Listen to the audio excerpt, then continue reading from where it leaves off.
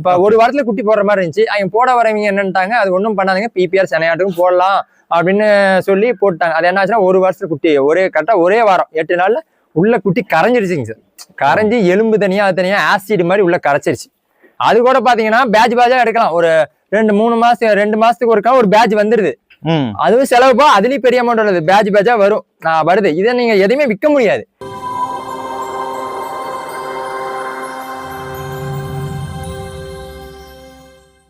Bro வணக்கம். உங்க form எங்க இருக்கு? இந்த ஃபார்ம் இருக்க அட்ரஸ், உங்களை பத்தின டீடைல்ஸ் சொல்லுங்க. இந்த ஃபார்ம் வந்து திருச்செங்கோடுல இருந்து சேலம் போற வழியில இருக்குங்க சார். மோட்பாளையத்துல இருந்து உள்ள ஒரு 2 கிலோமீட்டர் வட்டூர் கிராமத்துல இருக்குங்க சார்.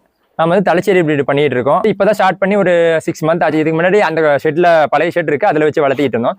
பரன் போட்டு இப்ப பரன் முறையில வந்து ஒரு 4 மாசம் 6 மாசம் ஆகுது. தரையில வந்து வளர்த்திட்டு இருக்கீங்க. தரையில வளர்த்திட்டு இருந்து சடனா இந்த பரன் அமைப்பு வச்சு நம்ம வளர்த்தலான்னு ஏன் இந்த ஐடியாவுக்கு எதுக்காக வந்தீங்க? அங்க தரையில வளர்த்தது பெஸ்டா தான் இருந்துச்சுங்க சார். ஆனா மழை காலத்துல ரொம்ப அது சிக்கலா இருந்துச்சுங்க சார். மழை வந்துச்சுன்னா கூட்டுறது ரொம்ப கஷ்டமா இருந்துச்சு, மெயின்டெனன்ஸ் அதிகமா இருந்துச்சு. இப்ப சாரல் அடிச்சிச்சுன்னா, இப்ப இந்த பக்கத்து சாரல் அடிச்சிச்சுன்னா ஃபுல்லா ஷெட்டே ஃபுல்லா இதாயிட்டு போயிடும். அப்ப வந்து என்ன ஆச்சுன்னா, எல்லாம் கீழே தரெல்லாம் நனைஞ்சு போயிடுது, ஃபுல்லா நோய் அதிகமா வருது, டக்குன்னு சளி பிடிக்க ஆரம்பிச்சிருது. அதை வச்சு டெய்லி மெயின்டைன் பண்ண முடியல. இப்ப மழை காலத்துல இப்ப இடம் நிறைய இருந்துச்சுன்னா, இப்ப இதுல விட்டு காஞ்சாரமா இருந்தா அதுல விட்டுட்டு இதை இது பண்ணலாம். இப்ப இட குறுகலா இருக்கும்போது என்ன ஆயிடுச்சுன்னா, இதை விட்டுட்டு மறுபடியும் வேற எடுத்து விடுறதுக்கு இது கிடையாது, வழி இல்லை. அதுலயே சேர் குழப்பிட்டு இப்ப மழை காலம் அடமழை காலம்னா ஒண்ணுமே பண்ண முடியல. அந்த ஷெட்ல தான் இருந்தாகணும் அந்த குட்டிங்க. வெளியும் விட முடியாது, எங்கேயும் இது பண்ண முடியாது. அப்ப வந்து மெயின்டெனன்ஸுக்கு ரொம்ப கஷ்டமா போயிடுச்சு. அதை பார்த்துட்டு தான் சரி பரன் அமைக்கலாமா, பரன் போடலாமா அப்படிங்கிற ஐடியாவுக்கு அதுக்கப்புறம் தான் வந்தோம். ஓகேங்க. நீங்க பரன் வர்றதுக்கான ஒரே ரீசன் இந்த மலையோட அந்த ஈர தாக்கமும் ஒண்ணு, அப்புறம் குட்டிங்களா நோய் மேலாண்மை நல்லா இருக்குங்க. தலையில வச்சா உண்ணி பேன் அந்த பிரச்சனை ஜாஸ்தியா இருந்துச்சுங்க. பேன் இது ஜாஸ்தியா இருந்துச்சு, அது ஒரு பிரச்சனை. அப்புறம் வந்து ஒரு ஆள் மெயின்டைன் பண்ணிட்டு டெய்லி கூட்டி அள்ளணும். இதா இருந்தா இது பண்றோம், நம்ம வேற வேலை பார்க்கலாம். இந்த கூட்டி அள்ளனால இதை 6 மாசத்துக்கு ஒருக்கா அள்ளனா போதும். அது டெய்லி கிளீன் பண்ற மாதிரி இருந்துச்சு.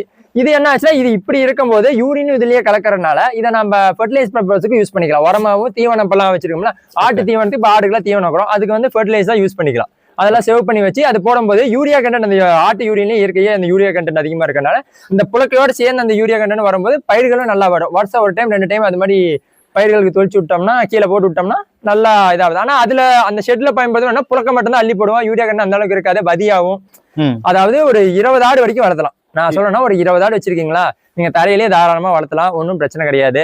15 ஆடு 20 ஆடு வரைக்கும் வளர்த்தலாம். நம்ம இடம் இருக்கு பட்சத்துல நம்ம மாத்தி விட்டுக்கிறோம், வெளியும் உள்ள விட்டுக்கிறோம், வெயில் அப்ப வெளியே விட்டுக்கிறோம், உள்ள விட்டுக்கணும், பிரச்சனை கிடையாது. 20 ஆடு வரைக்கும் வளர்த்தலாம். அந்த 20க்கு மேல போடும்போது அதுக்கு மிஞ்சி தாயாடு தான் வளர்த்துறோம், குட்டி ஆடு தான் வளர்த்துறோம் அப்படிங்கும்போது 20 உருப்படிக்கு மேல போகும்போது நம்மளுக்கு என்ன ஆகுதுன்னா பரன் தேவைப்படுது. இப்போ நீங்க இந்த பரன் அமைச்சிருக்கீங்க இல்லையா, ரீசெண்டா தான் அமைச்சிருக்கீங்க. இப்போ இந்த பரனோட சைஸ் இதுக்கு எவ்வளவு செலவு பண்ணீங்க, இத பத்தி சொல்லுங்க. இந்த பரன் வந்து 20க்கு 30ங்க சார். 20 அடி பிரெத், 30 அடி லென்த். இது வந்து ஹைட் வந்து கீழ இருந்து 4 அடி. பரன் ஹைட் ஆடு நிக்கிறது வந்து 4 அடியில நிக்குது. அதுக்கு மேல வந்து 6 அடி. இந்த பில்லர் வந்து 6 அடி, அதுக்கு மேல சென்டர் வந்து ஒரு 2 அடி சேர்த்து இருக்கும். ஓகே. மேல 6 அடி கணக்கு, கீழே 4 அடி கணக்கு. ஓகே இருக்கு. இது செலவானது வந்து 4.5 லட்ச ரூபாய் ஆயிடுச்சுங்க சார். 4.5 லட்ச ரூபாய். கொஞ்சம் நம்ம எவ்வளவு மெட்டீரியல் போடுறோமோ அதுக்கு தகுந்த மாதிரி ரேட்டுங்க சார். இதுவே நீங்க 3 லட்சத்துலயும் போடலாம். பண்ணி இப்ப சுத்தியும் வெறும் வெல்டு மெஸ் மட்டும் ஃபென்சிங் அடிச்சு விட்டு, ஃபீட் எல்லாம் எனக்கு தேவையில்லை, இத்தனை ஃபீட் எல்லாம் பிளாஸ்டிக் 12 இன்ச் பைப் இருக்கு, பிளாஸ்டிக் பைப் போட்டு அது மாதிரி நீங்க இது பண்ணலாம். நீங்க எவ்வளவு உள்ள அதிகமா இரும்பு கண்டென்ட் அது மாதிரி ஆட் பண்றீங்களோ, பார்ட்டிஷன் ஆட் பண்றீங்களோ, அதுக்கு தகுந்த மாதிரி ரேட் இன்க்ரீஸ் ஆகிட்டே போகுங்க சார். ஓகேங்க. இங்க வந்து பாத்தீங்கன்னா நீங்க நிறைய பார்ட்டிஷன் வந்து பண்ணிருக்கீங்க. எதுக்காக வந்துட்டு இந்த பார்ட்டிஷன், ஒவ்வொரு பார்ட்டிஷனும் என்ன அளவுல நீங்க பிடிச்சிருக்கீங்க? ஓகேங்க சார். இப்ப பார்ட்டிஷன் எதுக்குன்னு கேட்டீங்கன்னா, நம்ம கிட்ட இப்ப செம்பிள் குட்டி வளர்த்துற மாதிரி கடா குட்டி வளர்த்துறாங்க அப்படின்னா ஒரு பார்ட்டிஷன்லயே கிட்டத்தட்ட 40 ஆடு வரைக்கும் நெட்டா உள்ளாங்க சார். அது மாதிரி தீனி போட்டா சாப்பிட்டு அது பக்கத்துல படுத்துக்கும். இப்ப நம்ம தாயாடுன்னு வளர்த்தும் போது அது மெயின்டெனன்ஸ் ரொம்ப அதிகங்க சார். ஃபர்ஸ்ட் வந்து பருவத்துக்கு வர குட்டிங்க தனியா இருக்கணும். இப்ப குட்டி போட்ட ஆடுங்க தனியா இருக்கணும், சென ஆடுங்க தனியா இருக்கணும். ஏன்னா சென ஆடுங்களை வந்து ஒரு 2-3 மாசத்துக்கு மேல போயிடுச்சுன்னா அந்த ஆடுகளை இடிக்க ஆரம்பிச்சிடும். இப்ப குட்டி போட்ட ஆடுங்க, இப்ப பருவத்துக்கு வர ஆடுங்க, அதுங்கெல்லாம் ஒன்னா விட்டோம்னா நல்லா ஒண்ணுக்கு இடிச்சு குட்டி வீசி ஆரம்பிச்சிடும். இப்ப நம்மளே பாத்தீங்கன்னா 3-4 ஆடு குட்டி வீசி போச்சு. ஒரு ஆடு பெரிய ஆடு இருக்கு, ஒன்னு வந்து சைஸ் சின்னதா இருக்கும், அப்பதான் போட்டு பழனுக்கு ஒரு ஆடா இருக்கும். ஒன்னு வந்து ஒரு 2-3 ஆடா இருக்கும். அது வந்து ஒரே இடிதான், இடிச்சல ஒரு இடியில குட்டி வீசி போயிருங்க சார். உடனே குட்டி வெளியே தள்ளி, அடுத்த 2 நாள்ல குட்டி வெளியே தள்ளி. அது மாதிரி பிரச்சனை இருக்கனால இப்ப நம்ம தாயாடு அதிக ஆடு வச்சு வளர்த்தும் போது நம்ம பார்ட்டிஷன் மெயினா அவசியம் தேவைப்படுதுங்க சார். நம்ம ஷெட்டு வந்து 30க்கு 20னால இதை என்ன பண்ணிட்டோம்னா 10 நடுவது வந்து 2 அடி வந்து நம்ம நடைபாத்தி விட்டோம். ஃபீடு போறதுக்கு ஃபீடரும் நம்ம நடந்து போய் தீனி போறதுக்கு 2 அடி விட்டோம். மீதி 8, இந்தாண்டு 8 அடி, இந்தாண்டு 8 அடி. ஒவ்வொரு ரூம் இது 8க்கு 10, 8க்கு 10ன்னு 3 ரூம் இங்க தடுத்துருக்குங்க சார். இங்க வந்து 2 பார்ட்டிஷன், 8க்கு 20, 8க்கு 10. ஒண்ணு வந்து குட்டிங்களுக்குங்க சார், இன்னும் வந்து கெடா அதுலயே இருக்குங்க சார். இதுல வந்து அப்ப ஹீட்டுக்கு வர ஆடுங்கள்ல அதுல போட்டுரும். ஓகே. இன்னும் வந்து இன்னொன்னு இந்த பக்கம் வருது, அதுல இருந்து ஹீட்ல இருந்து செனையான ஆடுங்களை அப்படியே இந்த பக்கம் மாத்திடுவோம். அந்த செனையாடு குட்டி போட ஆடுங்களா அந்த பார்ட்டிஷனுக்கு மாத்திடும், அதோட குட்டிங்களை அப்படியே இந்த பார்ட்டிஷன் மாத்திடும். அப்படியே இது பண்ற மாதிரி அப்படியே ரொட்டேஷன் ஆயிட்டே இருக்கீங்க. இப்போ பரன் போட்டு ஆடு வந்துட்டு மேல விட்டீங்க. சரி, இந்த பரன் போட்டதுக்கு அப்புறம் உங்களுக்கு கீழ இருந்ததோட மேல நோய் தாக்கம் குறையுது அப்படிங்கறத நீங்க வந்துட்டு ஃபீல் பண்றீங்க? ஃபீல் பண்றாங்க சார். இப்ப எப்படின்னா மழை காலத்துல தரையில விடும் போது தரையும் காயாது, அதுக்கு வச்சு மழையும் விடாது. பனிகாலம்லாம் என்னன்னா பனியும் பேஞ்சிக்கிட்டே இருக்கும், மழையும் விடாம பேஞ்சிட்டு இருக்கும். கீழே ஈரம் கோத்துக்கிட்டே இருக்குங்க சார், காயறதுக்கு வழி இருக்காது. என்னதான் இருந்தாலும் மோடம் போட்டுக்கிட்டே இருக்கறனால கீழே அவ்வளவு சீக்கிரம் காயாது. அது மிச்சம் நம்மளால குட்டிங்களும் கொஞ்சம் குருவிக்கிட்டே இருக்கிற மாதிரி இருக்கும். சளி தொந்தரவு அதிகமா இருக்கும். கண்டிப்பா மழை காலத்துல சளி தொந்தரவு அதிகமா இருக்கும். இப்ப பரல் இருக்கும்போது என்னன்னா கீழே அந்த ஈரக்காத்து மேல வராது, ஈர சொதன்னு இருக்கிறது மேல இருக்கு. பரல் இருக்கும்போது நீங்க நார்மல் காலத்துல எப்படி இருக்கோ அதே மாதிரி இருக்கும். இப்ப நம்ம கீத்து போட்டிருக்கனால அதுலயும் நம்ம கீத்து கொட்டை தான் போட்டுருக்கோங்க சார். அது வந்து மேல பிரச்சனை இல்லை, மழை காலத்துல கொஞ்சம் ஹீட்டா இருக்கும், ஹீட்டா வெதுவெதுப்பா இருக்கும். மழை காலத்துல கொஞ்சம் வெய்ய காலத்துல கொஞ்சம் இதா இருக்கும்னு வச்சுக்கோங்க. இதுலயும் பரன் போட்டு தான் இருக்கனால அந்த கீழ் இருக்க அந்த சொதன் இருக்க அந்த இது இல்லாம கொஞ்சம் நல்லா இருக்குங்க சார். ஓகே, பிரச்சனை இருக்காது. ஓகே. இப்போ நீங்க என்ன பிரீட்ல இங்க வளர்த்திக்கிட்டு இருக்கீங்க? நாம வந்து நாட்டாடு இருந்துச்சுங்க சார், நாட்டாடும் கொஞ்சம் இருக்கு, தலைச்சேரி மெயினா இப்ப பண்றது வந்து தலைச்சேரி இருக்குங்க சார். அப்புறம் போயரு 1-2 ஆடு இருக்குங்க சார், கிளாஸ்ல இருக்கு. இதுபடி தலைச்சேரி இப்ப பண்ற தலைச்சேரி தாங்க சார். நாட்டாடு 2-3 ஆடு இருக்குங்க. ஓகேங்க. இப்போ நாட்டாடு வளர்த்துறதுக்கும் இந்த மாதிரி பிரீட்ஸ் போயர் தலைச்சேரி வளர்த்துறதுக்கும் உங்களுக்கு இதை வந்து தொழில் முறையில பண்றப்போ லாப கணக்கு எப்படி இருக்கு உங்களுக்கு? இப்ப தொழில் முறையில பண்ணும்போது நம்மளுக்கு தலைச்சேரி பெஸ்டா இருக்குங்க சார்.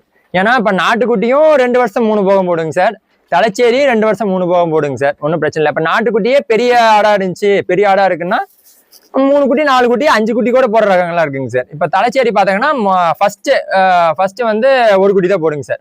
ஈத்து 1 குட்டி தான் போடும், 2வது ஈத்து 3வது ஈத்து போடுவோம், 2, 3 அது மாதிரி போடுங்க சார். அதே மாதிரி 1 குட்டி போட்டாலும் அது நல்லா தரமா இருக்குங்க சார். இப்ப நம்ம கெடா எப்படி விடுறோமோ அதை பொறுத்த குட்டி வருங்க சார். இப்ப நம்ம நிறைய வெளியே எடுக்கிறோம் அப்படின்னா இப்ப சின்ன கடா தாண்டிச்சு இப்ப 4 மாசம் 5 மாசத்துல கடாயங்களாம் கொஞ்சம் பருவத்துக்கு வருங்க சார். அப்ப அந்த சின்ன கடாயே தாண்டுங்க. அது மாதிரி கடை 5 மாசம் 6 மாசம் கடாயே தாண்டி ஒரு பருவத்துக்கு வருதுன்னா அதோட குவாலிட்டி வந்து கொஞ்சம் கம்மியா தான் இருக்குங்க சார். குட்டி அவ்வளவு சீக்கிரம் தேராது. ஆடும் அதே மாதிரி 4 மாசம் 5 மாசத்துலயே பலனுக்கு வந்துருச்சுன்னு வச்சுக்கோங்க, அப்பயே கடை தாண்டிட்டோம்னா ஆடு சிரித்து போயிருங்க சார். ஓகே, வளர்ச்சி இல்லாம நின்று போயிடும். ஓகே, இதுல இந்த கொஸ்டின் தான், ஒரு கெடை நம்ம சூஸ் பண்ணி வைக்கிறோம் அப்படின்னா அது இவ்வளவு ஏஜ் ஆனதுக்கு அப்புறம் தான் நீங்க மேட்டிங்கான அதை வந்துட்டு உள்ள விடணும். ஆமாங்க சார். ஆடு அப்படின்னா இவ்வளவு மந்த்துக்கு அப்புறம் தான் நீங்க கிடா கூட மேட்டிங்க்கு எடுத்துட்டு போகணும் அப்படின்னா அது எந்த மாதிரி வந்துட்டு அந்த வயசு எப்படி? இப்ப நம்ம வந்து 8 மாசம் விடலாங்க சார். 8 மாசத்துல இருந்து விடலாம். இப்ப டாக்டர் சொல்றது என்னன்னா 8 மாசத்துக்கு மேல ஆனாதான் அதற்கான மெச்சூரிட்டி.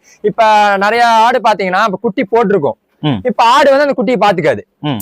ஈத்துல நிறைய அந்த பிரச்சனை வரும். இல ஆடாக அதுக்கு நம்ம தெரியாது, என்ன பண்ண தெரியாதுன்னா நிறைய ஆடுங்க அந்த குட்டியவே பாத்துக்காது, நிறைய பிரச்சனை வருது. அதனாலதான் அதே மாதிரி குட்டியோட வளர்ச்சி இதா இருக்காது, ஆடு குறமட்டியா நின்று போயிடும். நல்ல நீட்டு போக்கு வளர்ச்சி இருக்காது, குறமட்டியாவே நின்று போயிடும். இப்ப நீங்க 8 மாசத்துல விடும்போது பாத்தீங்கன்னா ஆடு நல்லா ஓரளவுக்கு பாடி வந்துடும், நீட்டு போக்கு வந்துடும், நல்லா ஹைட் வந்துடும். ஒரு சில பார்த்தா 2 பல்லு போட்டதுக்கு அப்புறம் விடுங்கும்பாங்க, அது ஆனா நல்லா ஆடாவே பயிராயிக்கும். அப்ப விட்டோம்னா அதோட குட்டிங்க நல்லா தரமா வரும்னு வச்சுக்கீங்களேன். ஓகேங்க. இதுல ஒரு நல்ல டிஃபரன்ஸ் காமிக்கலாம்னா நீங்க அந்த பருவத்துக்கு முன்னாடி, அதாவது இளம் பருவத்திலேயே ஒரு குட்டியை நீங்க மேட் பண்றப்போ அதுல இருந்து பொறுக்கிற கெடாய்ங்க 1 வருஷம் ஆனாலும் இவ்வளவுதான் வெயிட் வரும். நல்ல பருவத்துல நல்ல மெச்சூரான ஒரு கெடா ஆட்டுக்காக பிறந்தது பாத்தீங்கன்னா அந்த 1 வருஷத்துல இவ்வளவு வெயிட் வரும்னா நீங்க ஒரு வெயிட் கால்குலேஷனா எவ்வளவு சொல்லுவீங்க? தலைச்சேரி பீடி எடுத்துக்கிட்டீங்கன்னா கெடா குட்டியெல்லாம் நல்லா நீங்க தீனி வச்சு ஃபீடிங் வச்சீங்கன்னா மாசம் 4 இருந்து 5 கிலோ எதிர்பார்க்கலாங்க சார், வெயிட் கெயின் ஆகும். இப்ப அது மாதிரி குட்டிங்க நம்ம என்னதான் தீனி போட்டாலும் நாட்டுக்குட்டி மாதிரி இருக்கு சார். இப்ப நாட்டுக்குட்டி நீங்க என்ன தீனி போட்டாலும் 2 கிலோ 3 கிலோ மேக்சிமம், அதுக்கு மேல ஏறாதுங்க சார்.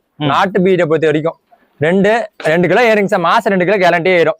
அதுக்கு மேல நம்ம கொடுக்குற ஃபீடு போட 3 கிலோ, நான் பார்த்துன வரைக்கும் 3 கிலோலாம் வந்ததே இல்லை. இந்த தலைச்சேரி குட்டிங்களுக்கு போற ஃபீடே தான் அந்த நாட்டு குட்டிங்களுக்கு போடுவேன். ஆனா 2 கிலோ தான் மாசம். நான் வெயிட் கால்குலேஷன் ஒவ்வொரு மாசம் பூச்சி மருந்து ஊத்தும் போது நாங்க வெயிட் கால்குலேஷன் பண்ணி தான் பூச்சி மருந்து ஊத்துவோம். அப்ப நம்ம டிஃபரன்ஸ் பார்த்தோம்னா நாட்டு குட்டிங்களை வரது 2 கிலோ ஏறி இருக்கும், தலைச்சேரி பாத்தீங்கன்னா 4 கிலோ ஏறி இருக்கும். 4 கிலோ 4.5 கிலோ வெயிட் கெயின் இருக்கும். இப்ப நம்மளுக்கு பரன் போட்டு வளர்த்தும் போது நம்ம இதை தொழிலா வரும்போது நம்மளுக்கு எது லாபம்னா இந்த தலைச்சேரி பீடு நம்மளுக்கு லாபமா தெரியுது. அதுக்கு மிச்சம் நம்ம கிளைமேட் தட்பவெப்ப சூழ்நிலைக்கு நம்ம கிளைமேட்டுக்கு தலைச்சேரி அணுங்க ஆப்ட் ஆயிக்குது, டக்குன்னு ஆப்ட் ஆயிக்குது. அப்ப நம்மகிட்ட பீட்டல் குட்டிங்களும் இருக்கு.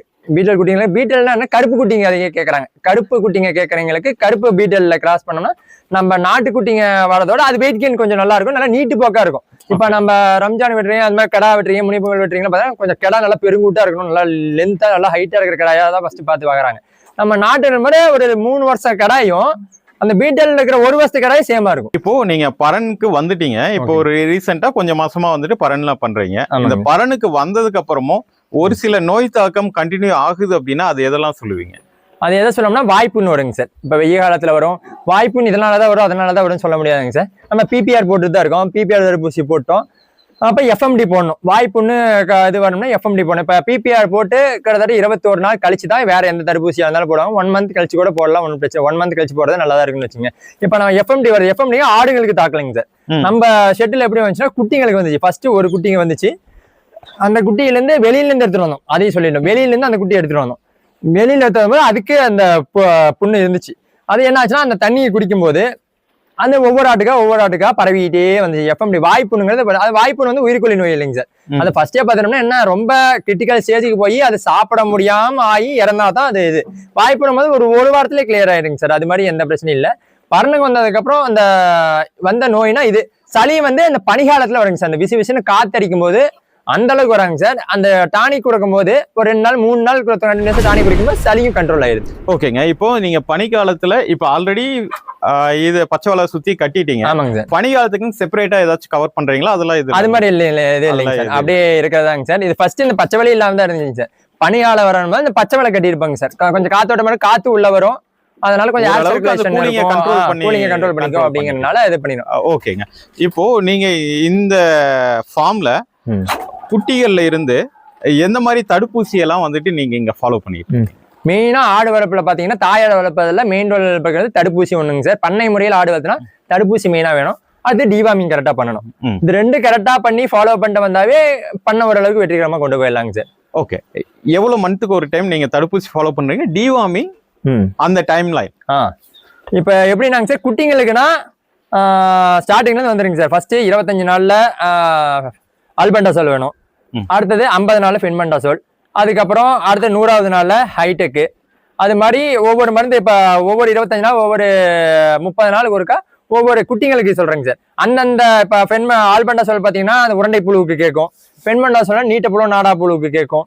அது மாதிரி ஒவ்வொரு பூச்சி மருந்தும் பாத்தீங்கன்னா ஒவ்வொரு இதுக்கு கேட்குங்க சார், ஒவ்வொரு புழுவுக்கு தகுந்த மாதிரி இதாகும். இப்ப நம்மளுக்கு ஒவ்வொரு மாசமும் குட்டிங்களுக்கு தரும்போது அடுத்தடுத்த மாசத்துக்கு தரும்போது குட்டிகளோட வளர்ச்சி நல்லா இருக்குதுங்க சார். குரோத் நல்லா இருக்கு, நோய் தாக்கம் இல்லாம வரும்போது நல்லா பசி இருக்கும். புழு இல்லாம இருந்தாவே நல்லா தேருங்க சார், வெயிட் கெயின் ஆகும். இல்லைன்னா நாம போடுற தீனி எல்லாமே அந்த புழுங்களே சாப்பிட்டுட்டு அதுவே இதாகிட்டு இருக்கும், குட்டி தேராது. நம்ம என்னதான் ஃபீடு வச்சாலும் குட்டி ஆகாது. அதே மாதிரி செகண்ட் வந்து தடுப்பூசிங்க சார். மெயினா நம்ம பக்கம் வந்து பிபிஆர் ஃபர்ஸ்ட் போடுறோம், ஏன்னா உயிர்கொல்லி நோய் பிபிஆருங்கிறத உயிர்கொல்லி நோய். அது வந்துட்டா காப்பாற்றுறது கஷ்டங்க சார். மெயினா செம்பிளியாட்டுக்கு அதிகம் வருங்க சார் பிபிஆருங்கிறது. வெள்ளாட்டுக்கு வரும், கிளைமேட் மாறும்போது வெள்ளாட்டுகளுக்கு வருங்க சார். அது வந்துச்சுன்னா உடனே வவுத்தால போய் சளி அது வந்து குட்டி டக்குன்னு இறந்துருங்க சார். அதை ஸ்ப்ரெட் ஆகிற நோய் அது ரொம்ப அதிகமாக ஸ்ப்ரெட் ஆகுங்க சார் பிபிஆருங்கிறது. அது போட்டோம்னா காப்பாற்ற முடியாது, இறந்துரும்.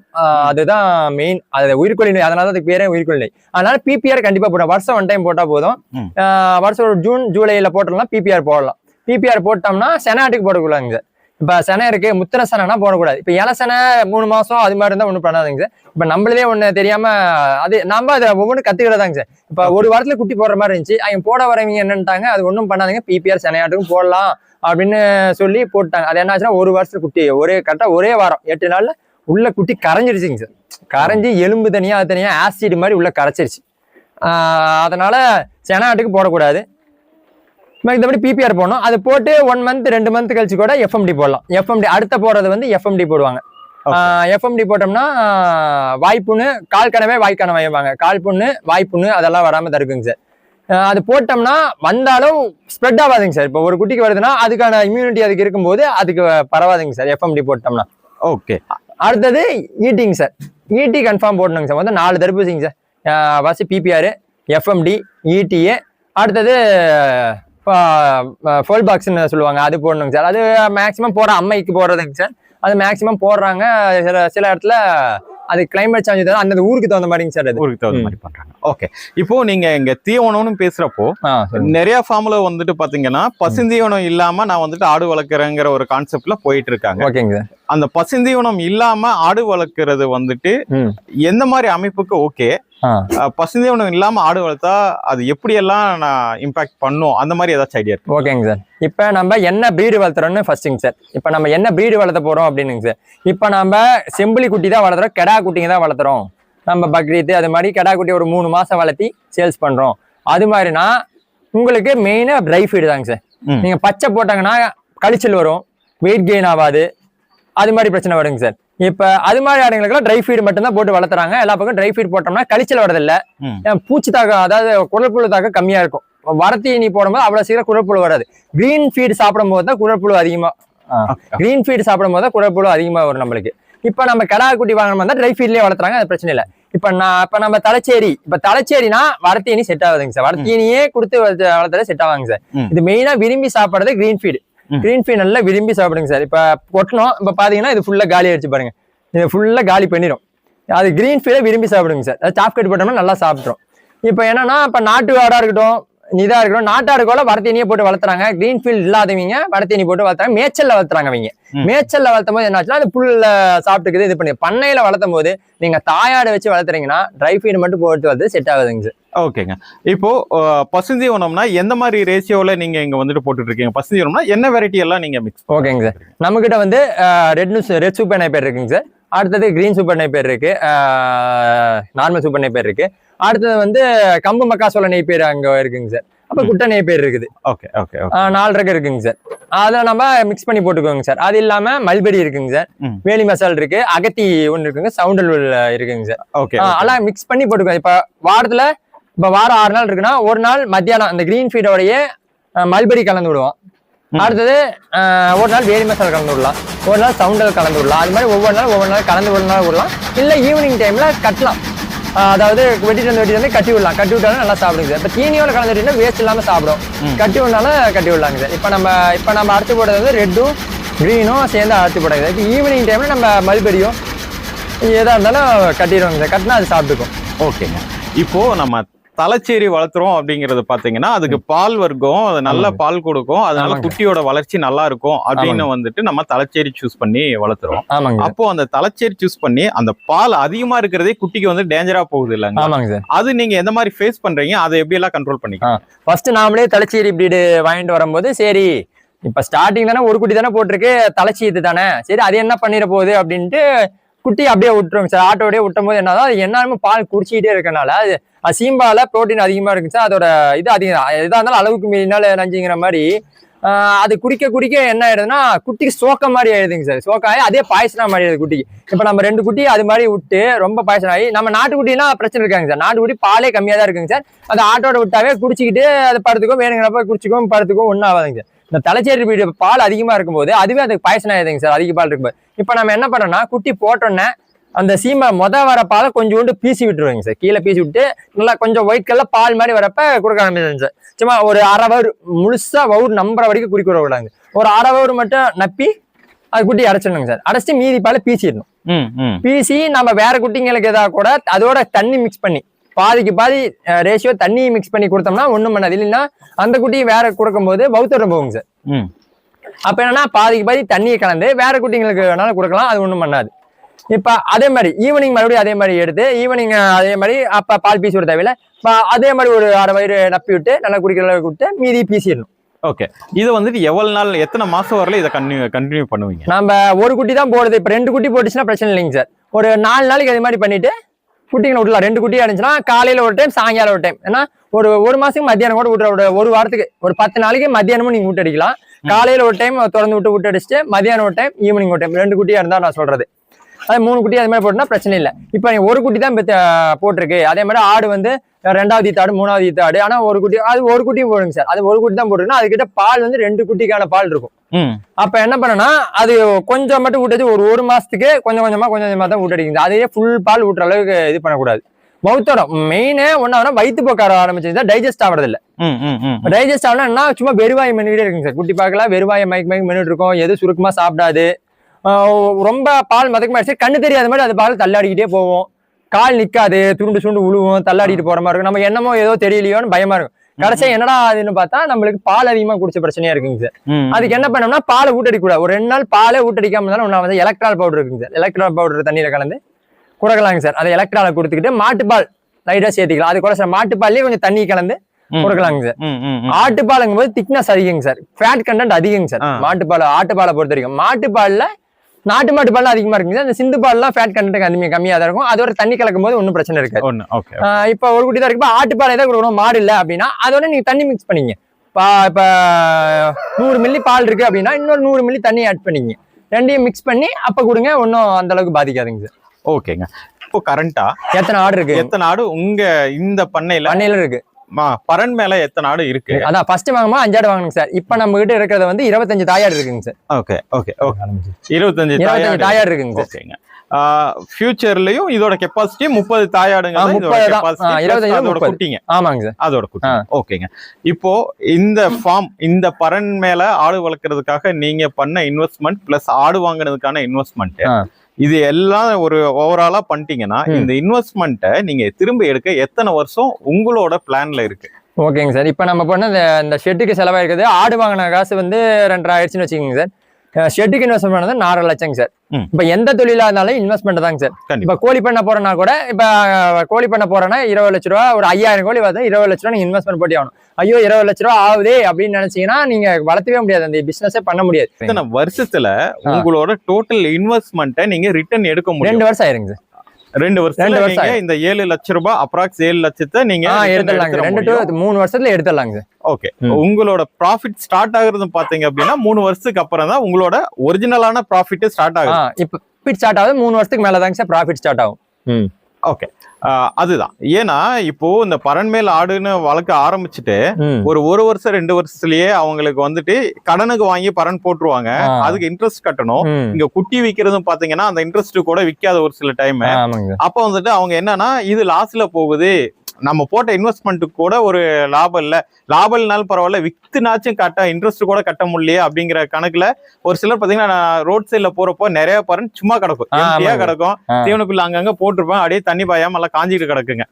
அந்த மாதிரி எல்லாம் நிறைய பாக்குறோம். அது வந்துட்டு அவங்க தேவையில்லாத இன்வெஸ்ட்மெண்ட் அப்படிங்கிறது தான் அந்த இதுக்காக தான் கேட்டது. அதான் யார் ஃபர்ஸ்ட் பண்ண போகணும்னு கத்துக்கிட்டீங்கன்னா ஃபர்ஸ்ட் நீங்க தாயாடு வளர்த்தணும்னு மெயின்டைன் பண்ண. இப்ப கடாடு வாங்கி விட்டீங்கன்னா 3 மாசம் 4 மாசம் தான், தீனியே இல்லைனாலும் எதுனா தண்ணி வச்சீங்கன்னா போதும். அதை டிஎம்ஆர் ஃபீட் அதை வாங்கி போட்டீங்கன்னா வளர்த்தி நீ போட்டு நீங்க வளர்த்திடலாம். ஆனா தாயாடை வளர்த்தும் போது உங்களுக்கு கிரீன் ஃபீட் மெயினா வேலை, தண்ணி தேவை, பயிர் தேவை, பச்சை ஃபீட் 5 விதமான தீவனம் உங்களுக்கு கன்ஃபார்ம் தேவை. அப்படி இருந்தா தான் நீங்க தாயாட்டுக்கு உங்களுக்கு கார்டு இருக்கணும், சொந்த நிலமா இருக்கணும். ஓகே. அடுத்த கொஸ்டின் இதுதாங்க, இதை நான் கேட்க மறந்துட்டேன். இப்போ நீங்க 20 தாயாடுகள் நீங்க வச்சிருக்கீங்க, எங்களோட கெப்பாசிட்டி 30 தாயாடுகள் அப்படின்னா பசுந்தீவனத்துக்கு எவ்வளவு ஏக்கர்ல நீங்க பசுந்தீவனம் இருந்தா நீங்க இவ்வளவு ஆடு வச்சுக்கலாம்னா எவ்வளவு வச்சிருக்கணும்? ஒரு 25 தாயாடு, அது ஒரு குட்டிங்க, அதோட குட்டிங்க 25 தாயாடுக்கு ஒரு 30 குட்டிங்க. அந்த கணக்கு 30 மத்தெல்லாம் சேல்ஸ் பண்ணி வர சேல்ஸ் பண்ணி வச்சுங்க. ஒரு 30 குட்டிங்க அப்படின்னு வச்சீங்கன்னா ஒரு 2 ஏக்கரா வேணுங்க சார். 2 ஏக்கர் பசுந்தீவனம் 2 ஏக்கரா கன்ஃபார்ம் வேணும். அது இல்லாம ட்ரை ஃபீட் வேணும். அது இல்லாம உங்களுக்கு அந்த தட்டுக்கு கள்ளக்கொடிக்கெல்லாம் போறதுக்கு வயல் வேணும். ஓகே. அது வாங்குறீங்கன்னா பிரச்சனை இல்லை, வெளியே வாங்கினா பிரச்சனை இல்லை, அதுவும் போறதுக்கு உங்களுக்கு வயல் வேணும். இப்ப கிரீன் ஃபீடு நீங்க கிரீன் ஃபீடு மட்டும் வேணும்னா 2 ஏக்கரா வேணுங்க. நான் சொல்றது இந்த அகத்தி, மல்பெரி, சூப்பர் நேப்பர், ரெட் நேப்பர், அகத்தி எல்லாம் சேர்ந்து ஒரு 2 ஏக்கராக்கு நீங்க வேணும். ஓகே. அப்போ இந்த பரன்மேல் ஆடு வளர்க்கணும் அப்படின்னாவே அவங்களுக்கு விவசாய நிலம் ஓரளவுக்கு நாச்சு கண்டிப்பா இருக்குன்னா குத்தகை நிலமாச்சும் ஓட்டணும். இப்ப குத்தகைக்கு நிறைய விடுவாங்க, குத்தகை நிலமாச்சுன்னா குத்தகை கம்மியா, அதாவது ஹை பிச்சுக்கு குத்தகை வாங்கினா அதுக்கே நம்மளுக்கு வராது, வாங்கி போட்டு இதுல ஒன்றும் லாபம் எடுக்க முடியாது. ஷெட்டே நம்ம சொந்த இடமா இருக்கணும். அதே மாதிரி போடுறேன், நீ கடை வாங்கி போட்டு எல்லாம் லாஸ் ஆயிடுறாங்க அப்படின்னு சொல்றீங்க. நீங்க பரன் எப்படின்னா கடை வாங்கி போட்டு நீங்க கட்டிடலாம் அப்படின்னு நீங்க நினைக்கவே முடியாது. ஏன்னா இது போட்டோன்னே எடுக்கிற ப்ராஃபிட் கிடையாது. நானே சொல்லிட்டேன் 2 வருஷம் 3 வருஷம் இதை போட்ட பணத்தை எடுக்கணும்னு சொல்றதுக்கு. இப்ப நம்ம அமௌண்ட் இருந்துச்சுன்னா நீங்க தாராளமா பரன் போடலாம். கை காசு போட்டு போறதா இருந்தா நீங்க தாராளமா பரன் போடலாம்.